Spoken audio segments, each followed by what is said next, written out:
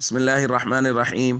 عن عمر بن الخطاب رضي الله تعالى عنه قال قال رسول الله صلى الله تعالى عليه وسلم: إذا دخلت على مريض فمره يدعو لك فإن دعاءه كدعاء الملائكة.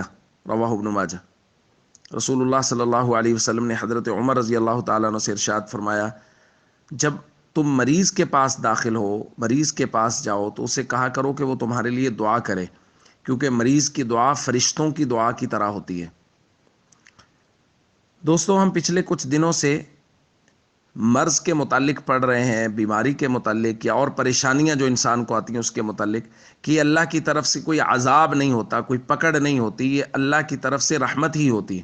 ویسے تو ہمیشہ اللہ کی رحمت مانگنی چاہیے، بیماری سے پناہ مانگنی چاہیے، صحت مانگنی چاہیے، چونکہ ہم کمزور ہیں، لیکن اگر بیماری، مصیبت، پریشانی آ جائے تو اس پر صبر کرنا چاہیے، چونکہ یہ اللہ کی طرف سے بہت بڑا انعام ہے۔ آپ اس حدیث میں دیکھیں، مریض کی دعا کو فرشتوں کی دعا کے برابر قرار دیا جا رہا ہے۔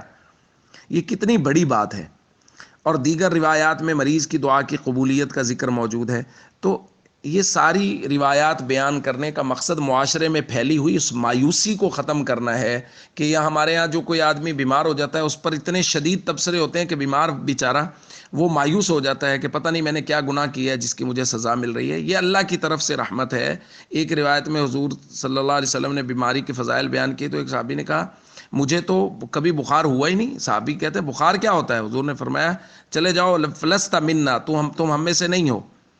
تو بیماری کے بہت فضائل بیان کیے گئے ہیں، اس لیے معاشرے کی اس مایوسی کو ختم کرنا چاہیے، اور جو لوگ بیمار ہیں اگر ان کی عیادت کے لیے جائیں تو ان کو دعا کا کہنا چاہیے۔